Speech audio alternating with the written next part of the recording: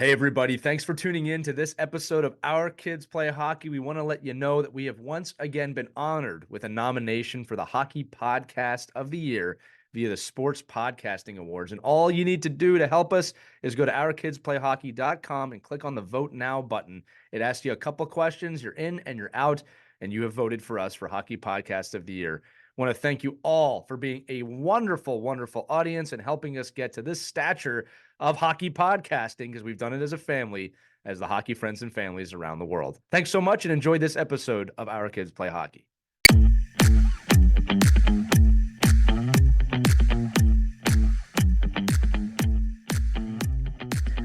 What's up, everybody? Welcome back to another edition of Our Kids Play Hockey. We have a great one today with a guest, Jen O'Brien, who is the director of the American Special Hockey Association. I'm not going to lie to you, we have just a fantastic conversation, a lot of education here about hockey players within her organization and terminology that we use within the game, but really it comes down to how big of a community the hockey world is. It's a really special episode. I was really glad that we did it, and Jen was just a rock star in this one. So make sure you take some time to listen to this one. Also, it's the off season now when you're listening to this, most likely, and your kid probably has summer reading to do. So we're going to encourage you once again to head over to whenhockeystops.com to get your copy of When Hockey Stops, the book that Christy and I wrote, or you can head over to Amazon, Target, Walmart, all the other places, Barnes & Noble, where books are sold. But if you want that signed edition with the special gifts, whenhockeystops.com. Oh, without further ado, enjoy this episode of Our Kids Play Hockey with Jen O'Brien. Hello, hockey friends and families around the world, and welcome to another edition of Our Kids Play Hockey. My name is Lee Elias, and I'm joined, as always, by my good friends Christy Casciano-Burns and Mike Bonelli. And we are privileged to have Jen O'Brien with us today. Jen is the executive director of the American Special Hockey Association, a group that supports organizations and athletes with special needs as they strive to achieve their goals within hockey. Jen also serves as a delegate to the UN Commission on the Status of Women, as well as the executive board of American Mothers Incorporated, and was recognized as the 2018 New York Mother of the Year. All those mothers out there said that you were the best mother of the year. We actually found her, and she's here on our show today. I'm just kidding. All of you are awesome mothers, but you did receive that high praise. So, Jen, I can't wait to learn more about you, ASHA, and all that you do. Welcome to Our Kids Play Hockey. Awesome. Thanks for having me. No, the pleasure is ours. And I think we should just start off with talking about ASHA and the organization and everything that you do there and why it's important when we use that Hockey is for Everyone moniker all the time, right? You're a big part of that. I am, but our athletes and our coaches are, I happen to represent about 5,000 folks from Alaska to Florida. There's 116 member informing organizations involved with our association right now. We actually had 3 new team inquiries over the weekend. So I have a feeling next year that number is just going to continue to grow. It's pretty amazing to see how the special hockey teams connect with their local hockey communities. So it's not just the people who are registered and they're part of ASHA. It's really about making sure that we are supporting those organizations as they welcome more and more people of all abilities to the local teams and the local organizations, and to kind of grow the game at the very grassroots level. And that's where we really focus, is on supporting that effort as best as we possibly can, and uplifting that everybody is able to get in the game. How do we expand? I know you've done a great job, but I'm looking at even my own area. There's not a lot about it here. No, actually, in your area we've had like 3 starts, and we had one solid start thanks to the Jim and Julie Boeheim Foundation. And God bless Julie Boeheim. She is as wonderful. I know it's cross sport, but she is as magnificent as a human being as they've ever portrayed out there. And she's had kind of a bumpy last couple months, and she her response always is so much care. But we actually have a team ready to go as soon as the whole COVID thing kind of lifts. So we have some stuff going up at Syracuse University. And then we'll be growing beyond that. So we just picked up 2 more families. We're kind of sending them to Rochester for this season, and then we'll keep it. But again, that's part of our network. When we get more requests in, then we start spreading it out. But obviously spreading the word in every community. It's that word of mouth that makes all the difference. I want to help you do that. So be sure to contact I'm in. They're ready to launch. See how we're making connections here. Yes. So do me a favor. Like, look, there's always a stigma surrounding anybody. Can you tell us about your athletes? And specific or not specific, but tell us about your athletes. Tell us about what the game means to them. Again, and anybody involved in this organization, right? Because I imagine that the experience is wonderful for everyone all around. So that's a really big question. Like when you say, tell us about your athletes, because you say that and like, I get this like flash in front of me of like all these faces. And I think what I want people to know most is every one of our athletes are no different than any other athlete, anybody out there. They're individual. They have their own set of skill sets. They have their own set of abilities. Not everybody is good at everything. And a friend named Bryant McBride, who always said, he has this wisdom about hockey, and he says, everybody falls down and everybody gets up. It's an equal play. It makes an equal playing field.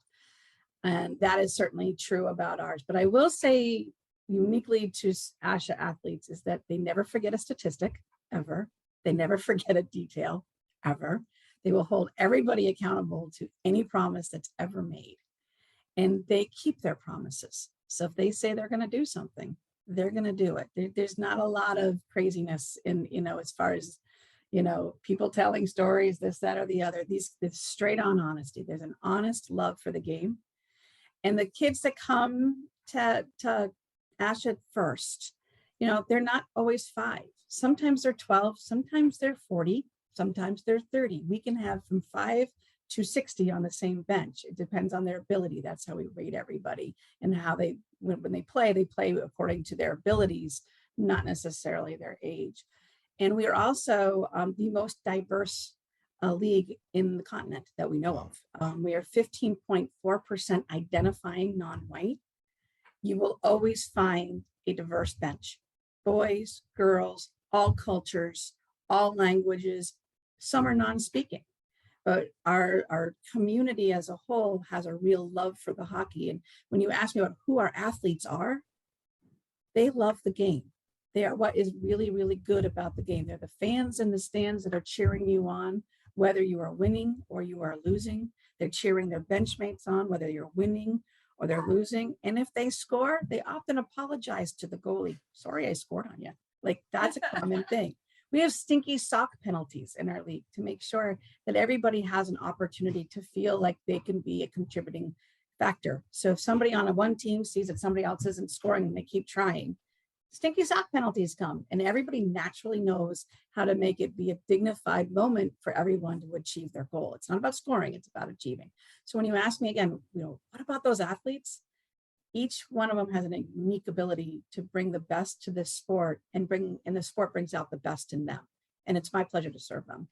Yeah, and all teams adopt that. Yeah, that's exactly the answer I was hoping to draw out of you, because we've had a lot of different guests on this show under the hockey is for everyone type conversation. And I've always been amazed in this game. I remember 20 years ago, people, ESPN, we can't have hockey on ESPN. And it's like, guys, we don't have time to argue amongst ourselves to grow this game. And I've always said that, and we've talked about this, Christy, with your daughter, she's a women's hockey player. Like, no, she's a hockey player. We talk about that. A hockey player is a hockey player, background, race, anything, right? And I love that you answered that way, because that's the truth in the game, is that hockey players are hockey players. We're all part of the same hockey family, hockey community, right? And again, you're an organization that strives to achieve that as well. And I love that. Thanks. We really enjoy what we do. Yeah, I think, from your perspective, Jen, working with your programs personally, and, having the opportunity to work with a lot of your leaders, one of the things that I found, which is one of the most beneficial pieces of your program, is what you give back to people that want to give back. Like, Lee kind of alluded to it earlier, like, there's actually so much joy in you as a able-bodied person, or, somebody that's in the game of hockey, to be able to go out there and teach hockey and to players that want to learn. And I think just as importantly, maybe, and you can even talk about this, about your volunteers, the amount of young kids and young hockey players that get involved with your hockey players, and seamlessly, I actually probably do a better job. Like they seamlessly go in and they don't, kids don't see the stigma in kids, and maybe they're uncomfortable and maybe they don't know really how to, like my son just took he's in scouting, right? So he took a whole merit badge course on, working with disabilities, that's a merit badge. But it's almost like when I'm sitting there watching it going, this should be for every kid. Like right. All children should know how to work with other children of disabilities and look at them in not in a different way, but understand the challenges that they have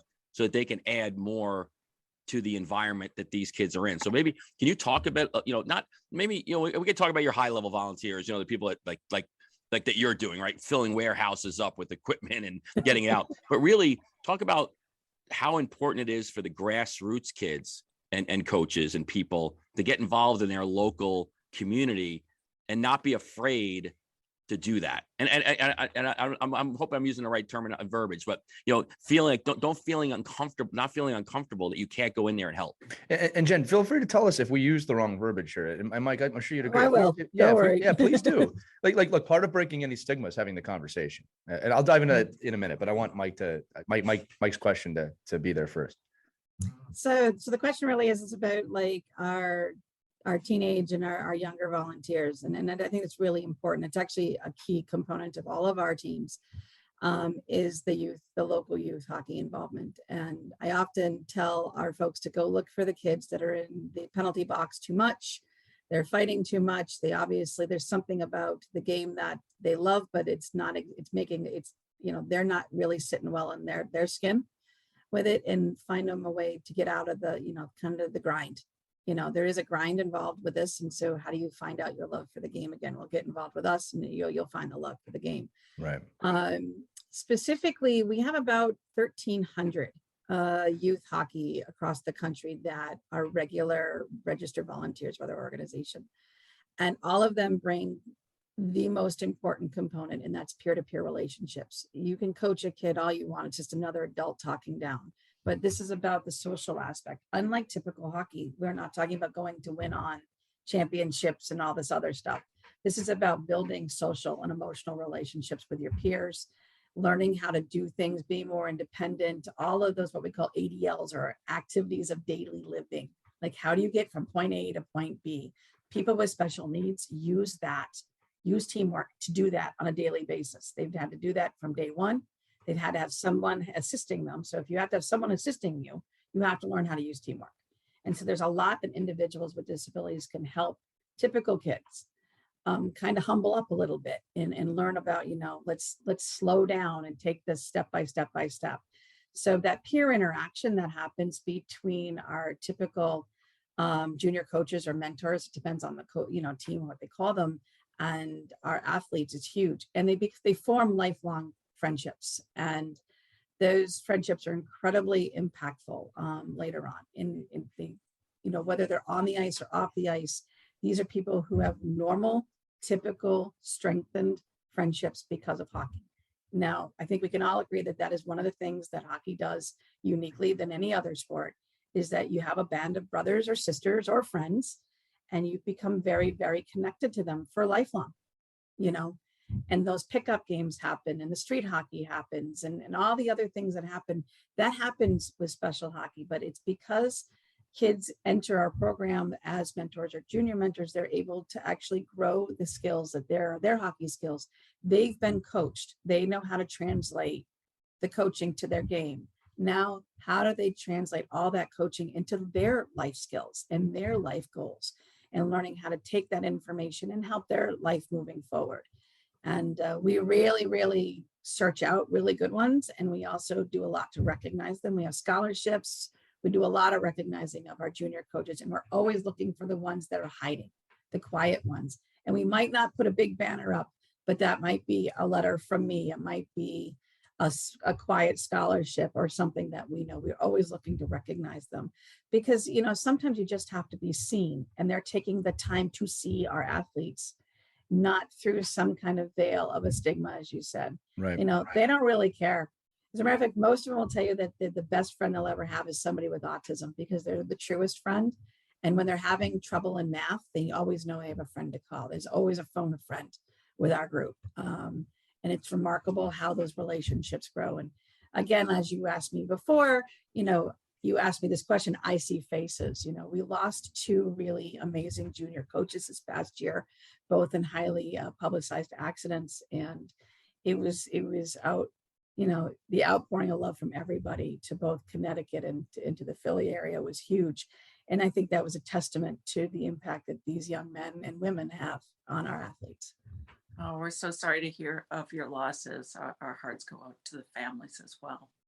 Jen, I was wondering if you might be able to share a story or two of some of the benefits you've seen. Maybe, a child comes to mind who, you could share their story with us of the real difference that the program makes in their lives.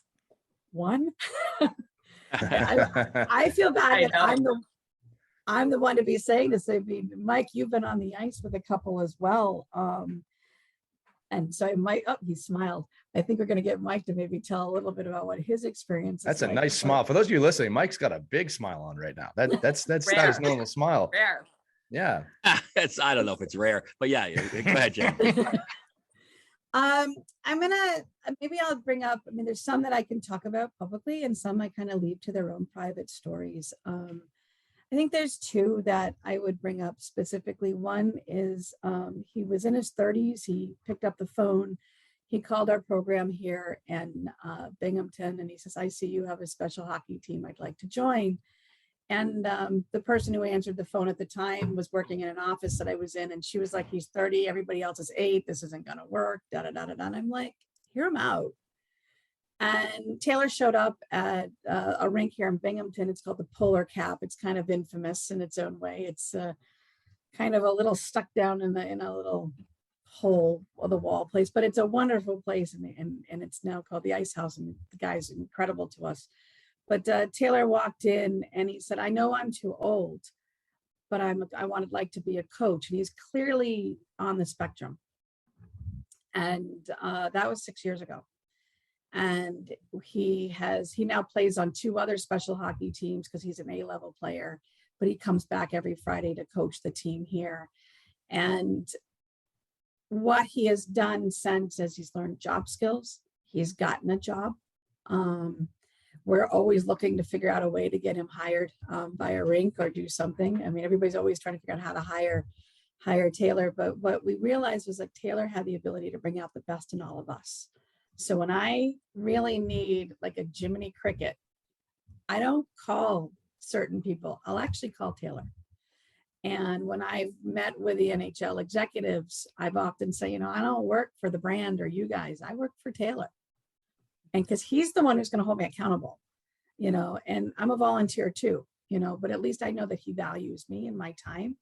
And I love his love for statistics. And so it really helps me understand the game a little bit better. And especially when we have like an alumni coming in, I'll call him up and I'll get like 3 syllables of the names out. And he's automatically telling me the guy's whole career.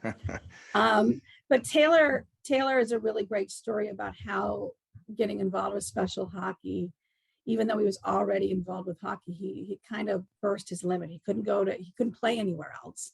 He didn't have anything else to play because nobody else knew what to do with him.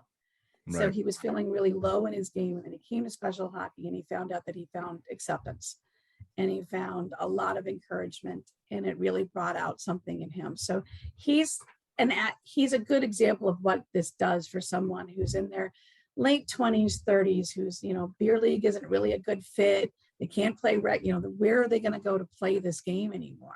So we really searched for places and ways to get them accepted. Jen, what's funny about, it was not funny, what's amazing about that story, I should say, is we have a lot of conversations on this show about parents, and, that the focus is not about you, it's about the player. And you just described that, right? Like in the sense of like, this isn't about me, this isn't about the NHL, this is about him. Mm-hmm.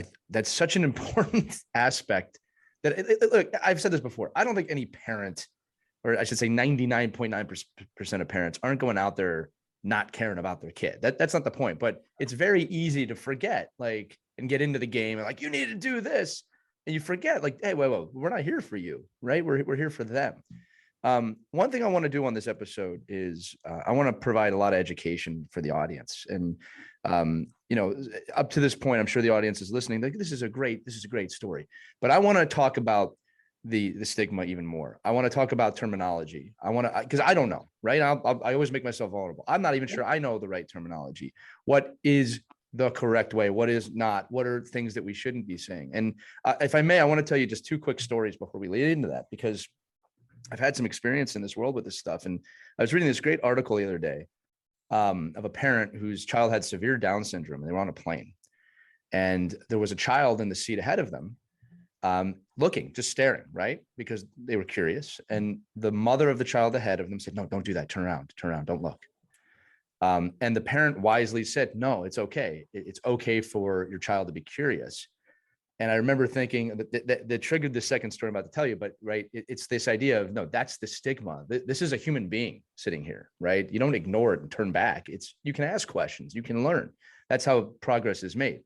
I was working at of all things, a sports broadcasting camp many years ago, right? And this kid changed my life. I remember we were in Baltimore, and a kid was disabled from the waist down. All right, he was in a wheelchair, and he met one of his sports heroes, right? And I this kid will never walk. That's the point I'm trying to make.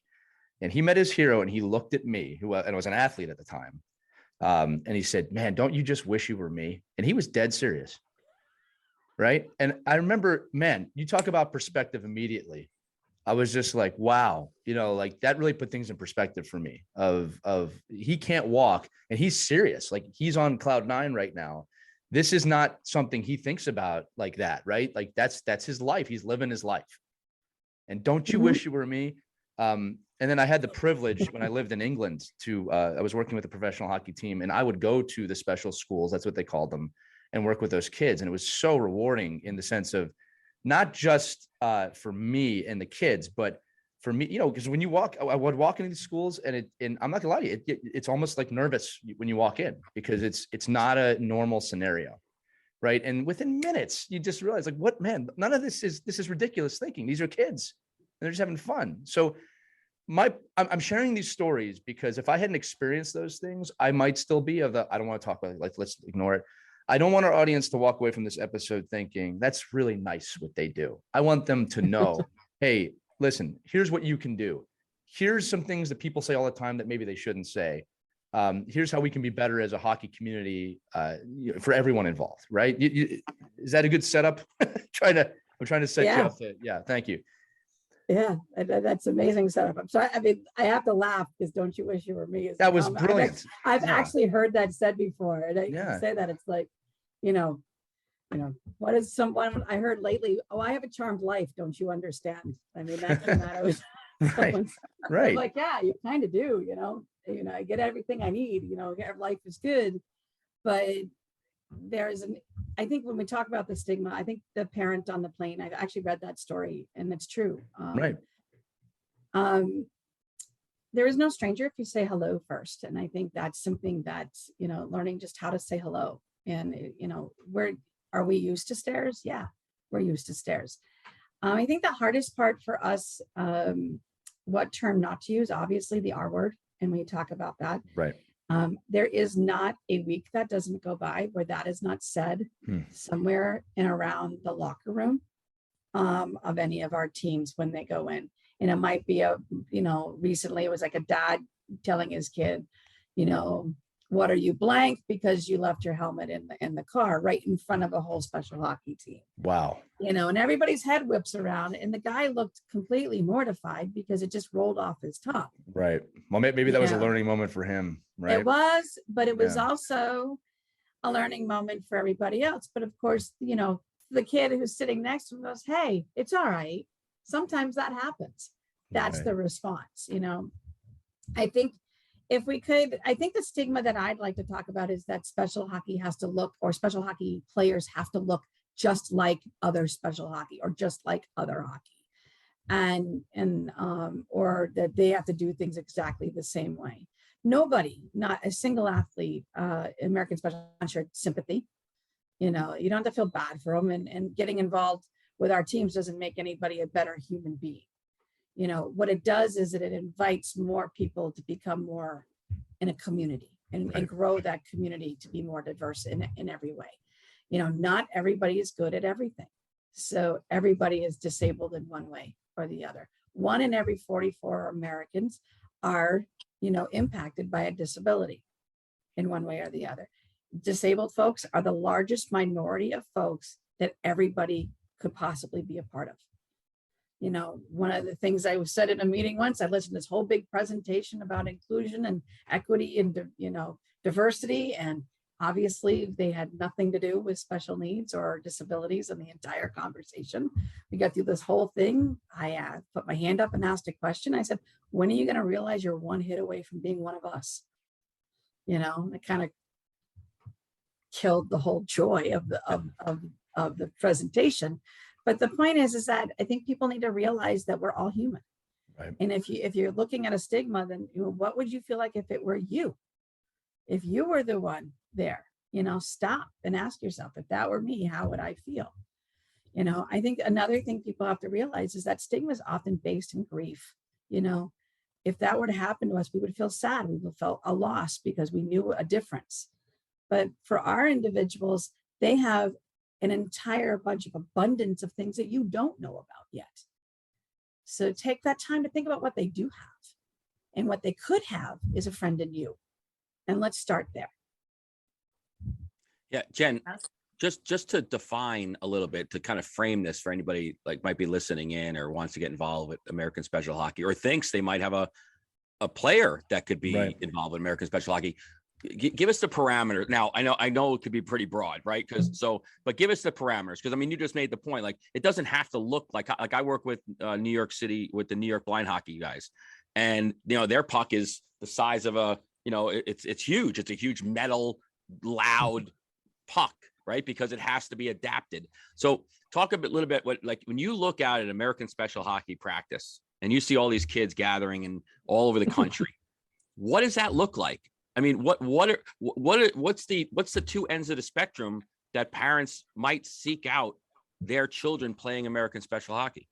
Oh, that's fantastic. So my two ends of the spectrum are this. We might have an individual who is 8 years old. He loves hockey on TV. His dad loves the sport. His mom and his siblings, everybody loves the sport, but he may be on the autistic spectrum, very sensory. And if we can get him to come into the rink and sit on a chair next to the rink and maybe get him onto the ice and inch by inch, get him there slowly, that's one end of the spectrum. 5 minutes, 3 minutes, 2 minutes. We just keep going for as long as we're engaging. It eventually catches. As long as the parents let the coaches do their job, that it eventually catches. I have absolute, it's amazing the amount of people who skate. There's something about how the equipment hugs you, the sensory of, there's something very, very unique about hockey, about the equipment, the ice, the environment, the lighting, everything that is almost so sensory stimulating that it's soothing to the most unlikely of person. And so I've seen people who are completely not hockey people end up finding that hockey is an amazing sport for them. Likewise, on the other end of the spectrum, I have two women who play who could outskate Ovechkin, and I'm not joking. They really could. They're amazing on, they have an uncanny abilities. However, they are definitely have special needs, and special hockey needs to be adapted for them for many reasons. We have such a wide variety of needs. So we have to adapt every game for every bench, for every time. So there's a lot of communication that has to happen between coaches to make every single time we get together effective. But what isn't typical is what it looks like. There are typical practices and you can see them, but for the most part, if you were to go into the underworkings of it all, every single thing is a movie. It's always moving.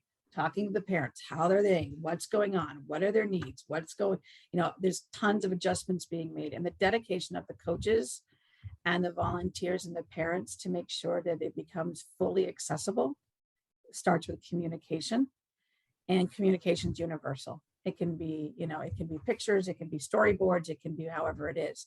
But when you're looking at the athletes, you also have to remember that they have so many different varying abilities. You can't make an assumption of what you're looking at. So it looks completely different. Sometimes it looks like a 3-ring circus, and that's fantastic. Sometimes that 3-ring circus, morphs into a scrimmage at the end of a game, and every adult and at the rink is like teary-eyed. And I do want to tell my favorite story. Please. And my favorite story to share, and it always kind of chokes me up, but is every time there's a festival, and we have 22 a year, and we had 21 this past year, but we know we have 22 festivals a year. But every festival has at least one brand new parent, somebody who's brand new and they thought their kid could never do it. Doesn't matter their age of their kid or whatever. And they don't quite fit in. They don't know anybody yet. They show up to these festivals and they're like, everybody knows what a hockey tournament's like. It's chaos, So they always find themselves at the end of the rink by the net, and they stand alone. And they stand there, and eventually people start realizing, oh, that's the new kid's pair. It doesn't even matter which team it is, they know. And they start to kind of gather around, not next to them. They give them space. They don't even notice. And eventually somebody notices that they need to score. So there's nothing said. It's all nonverbal. And eventually there's a setup where they make sure that athlete scores, no matter how hard it takes, right on the ice by the parent. And then the parent turns around and realizes that they now have a whole team behind them. And there's not a dry eye in the house. The whole place erupts, and it's pure love for the game. And those are the moments that that doesn't matter how good you think you are or how bad you think you can be. You're always able to play this game together.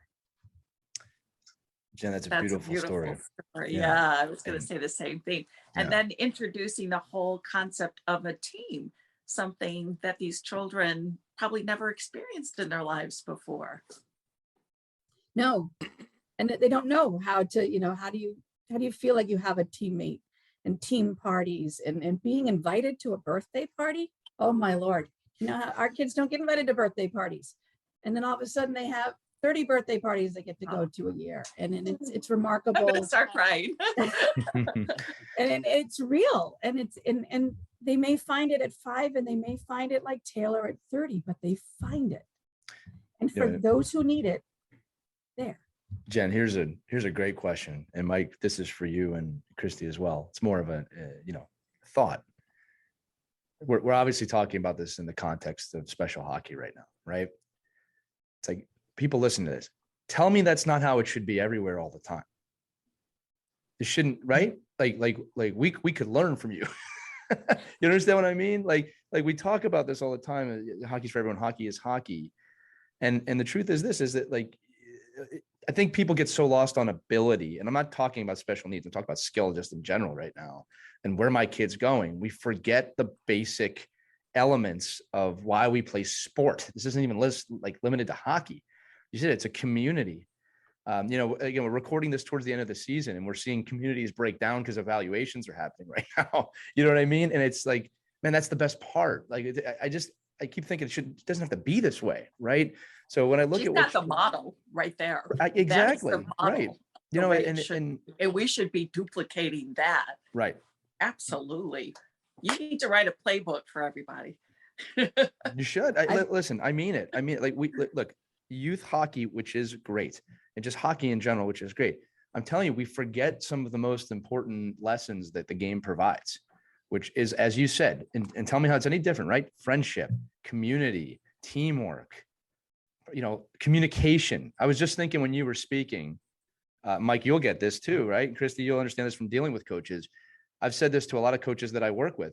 You can be the best tactician on the planet, the best. I mean it by a mile. If you can't communicate those tactics, you're worthless as a coach, right? You have to be able to learn how to communicate. And I love that you said we have to communicate in so many different ways with our athletes, right? Like, I'm curious now, like, I'd like to learn those ways, as a coach, just to learn. Mike, you look like you want to say something. Sorry.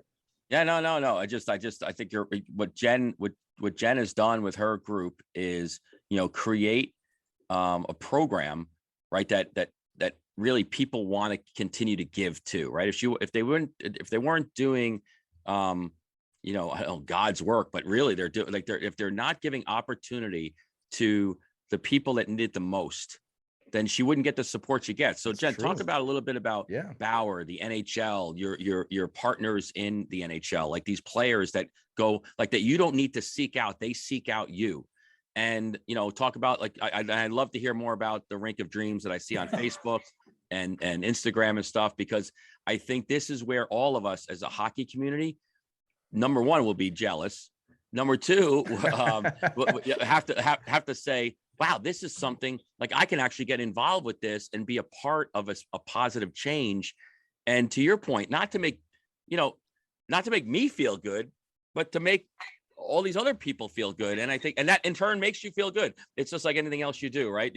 Your gift, the gift you get is giving. And I think that's where your organization is the epitome of that. So I'm going to make one correction, actually, is I didn't create anything. I actually have to steward something, and I have to steward a mission. And I think that I would like to just make that really clear, is that I like to say there's 116 organizations out there who believe that they invented the game. And the truth is they did for themselves and their own community, because it's so unique. And I think that's really important. The idea of special hockey came to the United States about 27 years ago, and it's kind of grown from there. And it has evolved in so many different ways. I just happen to be kind of a not-for-profit governance person and things like that. So I hate to, thanks for saying I created something. The truth is that my job is to kind of steward it along, but also uplift the creations of other people. And that's the beauty of it, is that there is however you want to define it is fine. Somebody has to steer the ship. I mean, the bottom line is you can't just, it's just not, Yeah. It's not Seinfeld here. You can take the reservation. You got to keep the call you reservation. the captain of this. But I think it's just, but I think what you're doing, again, the credit has to go to somebody. You can give the credit out to everybody. Great. I just want to hear more about okay, that component is going, the wheel is rolling. What are all the other people that have to come involved in there to help you continue to steward the program? So let's talk about the NHL. The NHL, our relationship with the NHL at the league level, when I first started, was they didn't really have anything to do with us. They didn't know about us. My very first day on the job was actually a meeting at the NHL offices. And I thought I had gone to the Mecca, like, oh, here I am. I walk in, this is great. And when I realized I was being called to the principal's office, and that's really what the meeting was more like. And it was she's now the commissioner of women's soccer, but it was Jessica Berman. And it was a really intimidating meeting, but it was a good one. And in the end, she had our back, and she really kind of needed to help me understand how the hockey culture was at the time, and where the hockey culture was pretty much going. When Kim Davis came on board with the NHL, it was a complete game changer for us. And Kim is an absolute dynamically, incredibly wise woman, an amazing mentor to me, and a good friend. And she is to so many. But Kim really put her, her money where the mouth was in many ways. We don't get a lot of funding, but what we do is a lot of support. The first thing I woke up to this morning was a call from the NHL going, hey, it's World Down Syndrome Day is coming up. Make sure we have what we need. So they're looking for information. And right now, hockey doesn't have a lot of bandwidth. We hear that a lot. There's a lack of bandwidth. Well, they use us, rather than use us as a checkbox, we've encouraged them to use us as that bandwidth. So they come to us for those resources. So we really work closely with the NHL at the league level for that, but also making sure that certain things are consistent across their league and across their markets.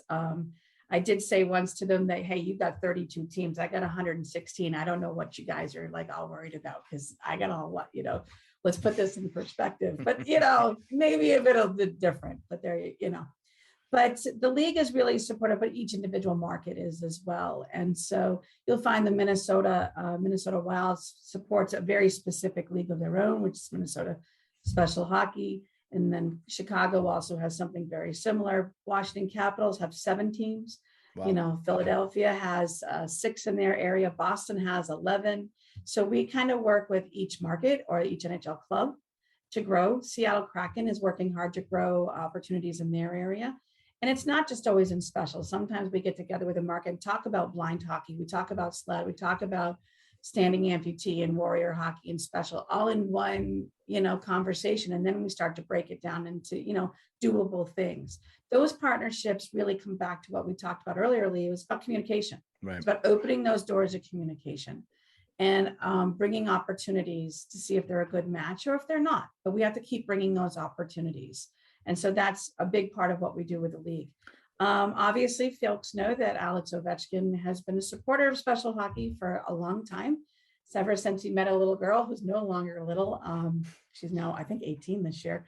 And we took her on a sushi date, and they've been buddies ever since. And that's been a great relationship. And that's a very private one between the two of them. And they're still continuing to be friends. It's always fun to get on the ice with them because all he wants to do is talk to Ann. And Ann's like, it's Ovi. Like, she just wants to go play. Like, she could care less sometimes. But we really like to work with the AHL. We had a meeting with them earlier this week about growing some stuff because we're developing those young players. So let's flip back a little bit and talk about when we're talking about our junior coaches and mentors. AHL players and ECHL players are just getting out of the juniors. They haven't done a lot of community stuff. If we can get them involved with special hockey, we're going to make them better community ambassadors for the brand, for the NHL club later on. And that is a big push. And everybody loves that. Nate Bastian, who was with the Kraken, now he's back with the New Jersey Devils. Nate was a volunteer with us here in Binghamton, and you can see his love going all the way through. And it's always great when he high fives the kids when they go down to the ice. They feel special. They have a connection. He has a connection with them.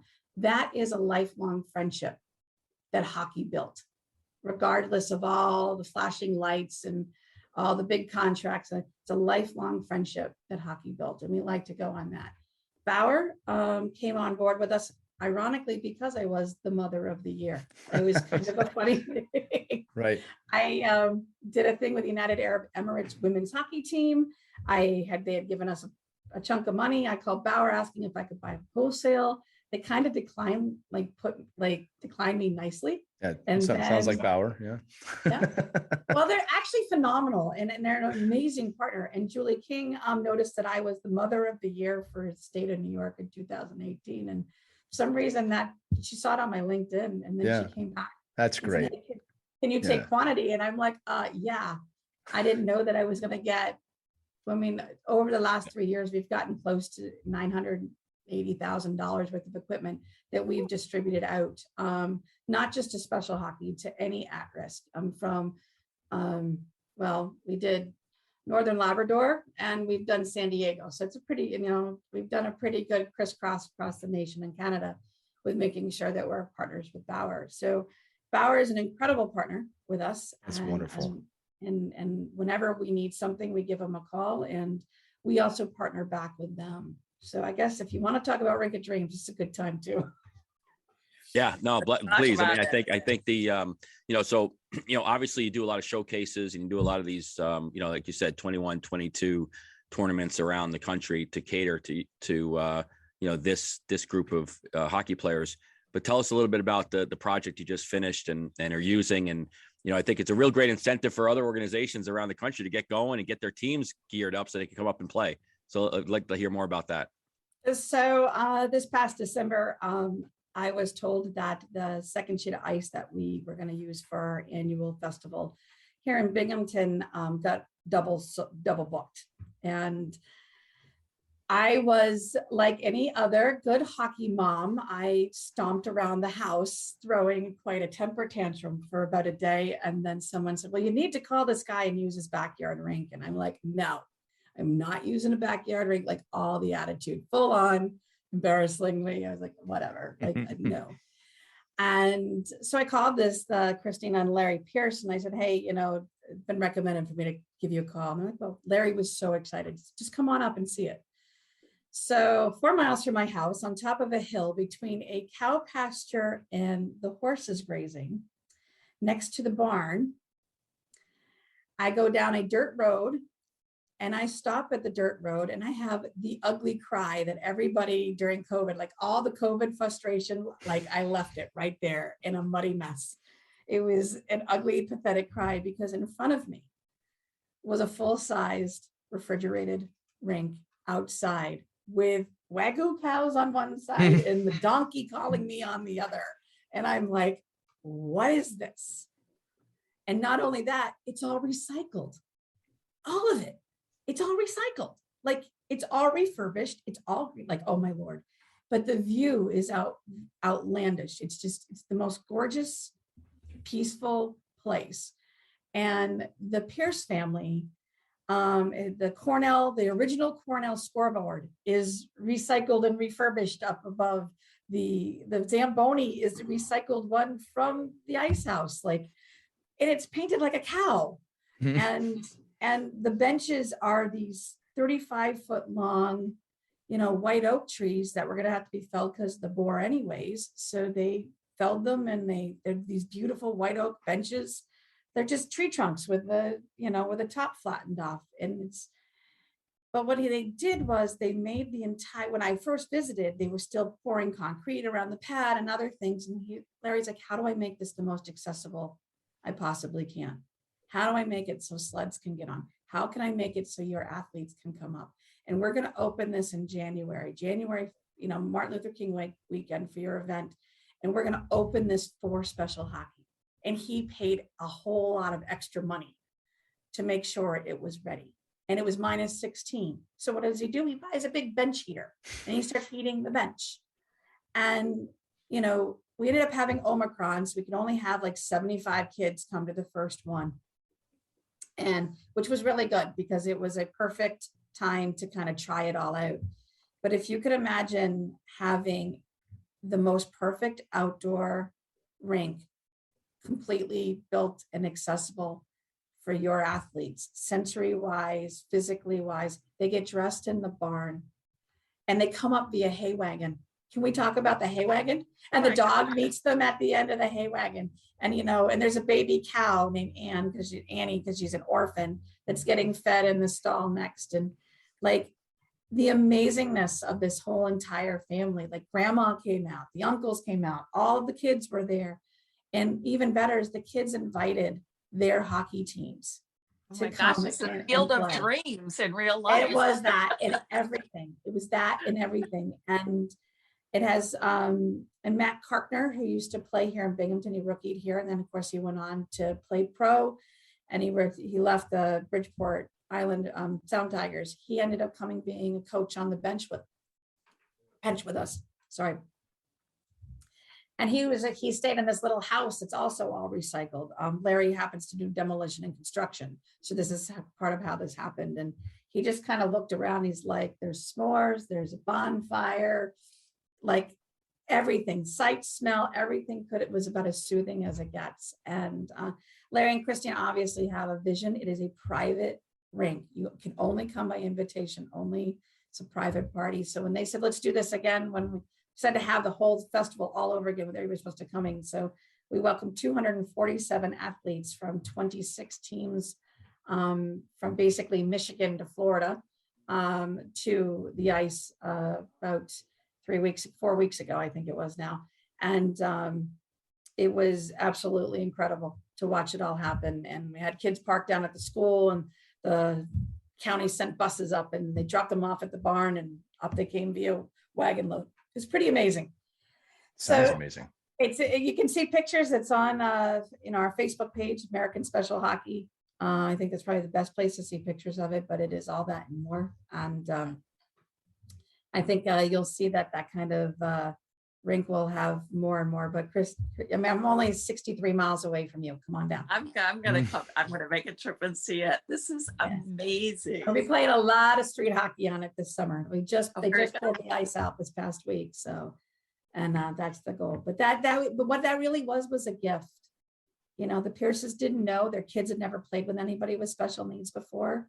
And then to loop back to what you said earlier, Lee, is that,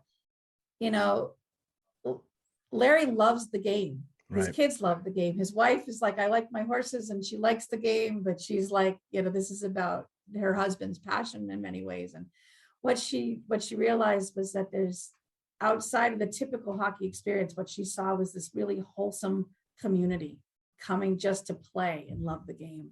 And that was a real heart changer. It wasn't just a game changer. It changed the way people's heart felt about the game. And you have to see it to believe it. And that's something I often say about our program. So not only did their faith in us and welcoming all of us to their backyard, as crazy as I thought it was, I was so wrong, you know, they welcomed us to their family and we welcomed them to ours. And I think that was such a beautiful thing about our game. It absolutely was, Jen. You know, Jen, I'll tell you this. One of the things I love about doing this show with Mike and Christy and guests like you is that we're having those conversations that I don't think happen enough. And it's a great reminder to everyone that listens that this hockey community, the whole thing, it's so much bigger than anyone realizes, number one. And it just helps everybody refocus on that, you know, it's bigger than just making the AAA team, whatever that is, right? Whatever that version is for the listener, right? And you know, we've had this great opportunity to interview yourself. We've interviewed Puerto Rico hockey, obviously a lot of women's hockey, we've done military hockey, and hockey is hockey. It's just at the end of the day, and the ability to be part of the community. And you know what I find, and I want to close on this and give you the last word, obviously, is that I think sometimes people will look at an organization like yours and go, well, you know, this is my way of giving back. I'm going to go join this. And what I always find is that when I do things I learn more from the people I'm working with than they probably learn from me.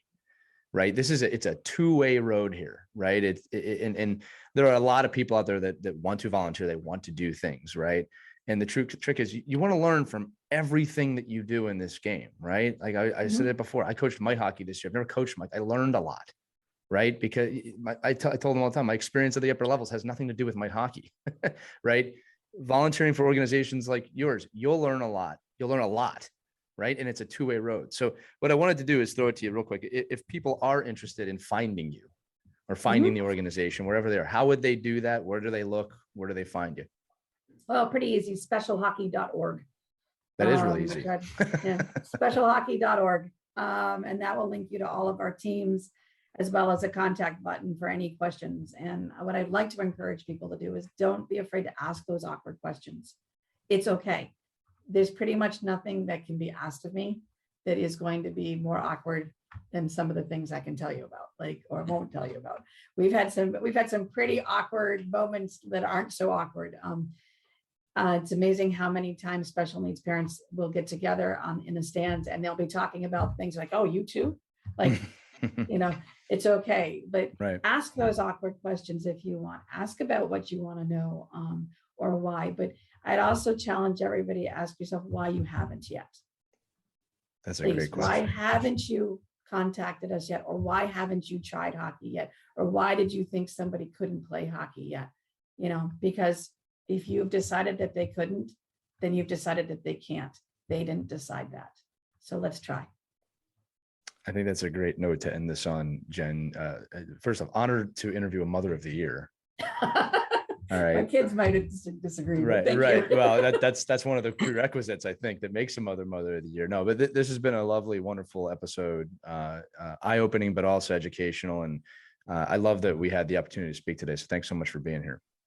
Thanks for having me. And thanks to all the parents for getting their kids out there to play hockey. Like there's a big, for all your listeners out there who are making that effort. Thank you for making that. You know, it's not easy to get up early in the morning. It's not easy to do all that, but that effort is just as much the game as it is them lacing up and stepping out. So thanks for taking that time. No, and we want to thank you for being here. We want to thank you all for listening. That's going to do it for this edition of Our Kids Play Hockey. For my co-hosts, Mike Benelli and Christy Casciano-Burns and Jen O'Brien, thanks so much for listening. Make sure you check out ourkidsplayhockey.com for more episodes. Wherever you can hear podcasts, we're available there. Check it out. Thanks so much, everybody, and have a great day. We hope you enjoyed this edition of Our Kids Play Hockey. Make sure to like and subscribe right now if you found value wherever you're listening, whether it's a podcast network, a social media network, or our website, ourkidsplayhockey.com. Also, make sure to check out our children's book, When Hockey Stops, at whenhockeystops.com. It's a book that helps children deal with adversity in the game and in life. We're very proud of it. But thanks so much for listening to this edition of Our Kids Play Hockey, and we'll see you on the next episode.